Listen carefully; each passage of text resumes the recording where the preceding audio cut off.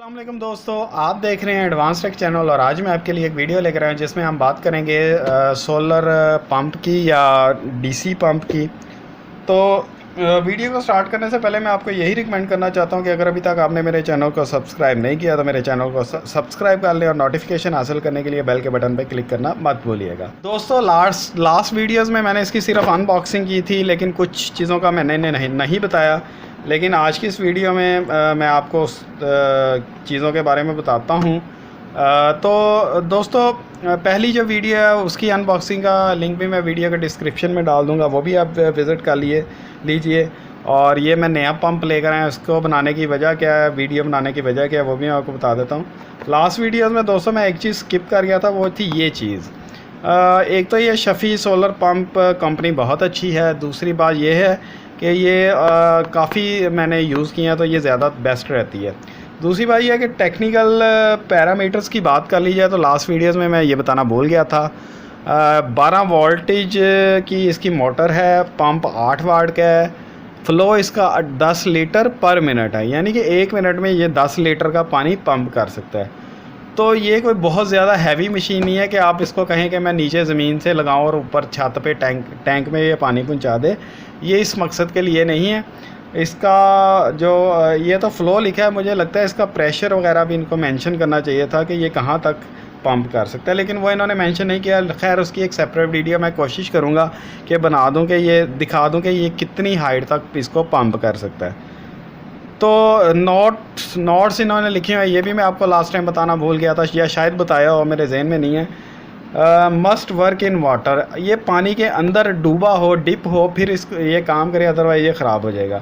यानी कि पानी का लेवल जब ख़त्म हो जाए तो इसको बंद कर दें, अदरवाइज़ ये डैमेज हो जाए। कोशिश करें ये पूरे का पूरा पानी के अंदर डिप रहे, यानी कि आपके कूलर का अगर टैंक आधा हो गया तो आप दोबारा उसको रीफ़िल कर दें।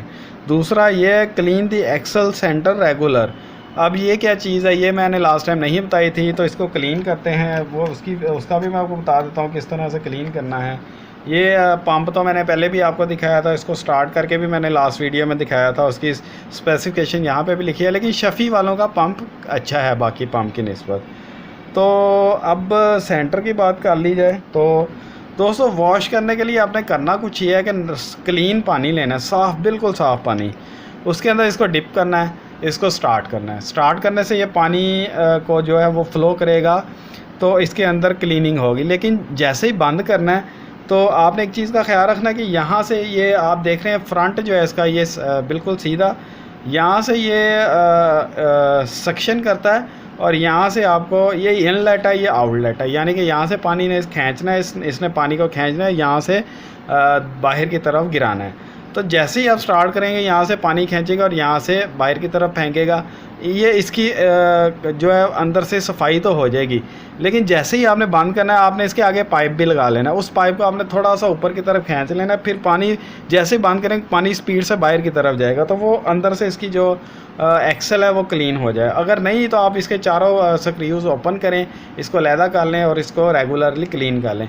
लेकिन मैं आपको यही रिकमेंड करूँगा कि आप इसको खोलें ना, क्योंकि इसकी फ़िटिंग सम टाइम ये होता है बार बार खोलने से इसके नट लूज़ हो जाते हैं और इसकी फ़िटिंग में मसला आ जाता है, पंप आपका बेकार हो जाता है। तो दोस्तों ये जो इसकी क्लीनिंग की वीडियो भी मैं एक सेपरेट बना दूंगा कि इसको किस तरह से क्लीन करना है। और एंड पे फाइनली इसकी बात कर लीजिए प्राइस की। तो लास्ट टाइम जब मैंने ये लिया था उस वक्त मैंने 2 पंप ख़रीदे थे कूलर में लगाने के लिए, तो उस टाइम मुझे 220 का एक पंप मिला था, यानी कि 440 के 2 पंप। लेकिन अब मैं मार्केट से लेना गया हूँ तो ये 250 का मिला है और मिला भी काफ़ी मुश्किल से था। तो मेरे ख्याल से इनकी वैल्यू ज़्यादा हो गई, क्योंकि लास्ट टाइम मैंने ऑफ सीज़न लिया था, अब गर्मियाँ हैं तो कूलर वगैरह बन रहे हैं, तो ये मिला भी मुझे मुश्किल से है। और दूसरी बात ये है कि मुझे ये 30 रुपये महंगा मिला है। वैसे प्राइस वेरिएशन आती रहती हैं, कम ज़्यादा होती रहती हैं, कोई ऐसा इशू नहीं है, लेकिन 200 से 250 के दरमियान में ये पंप आपको ईजिली मार्केट में अवेलेबल होगा।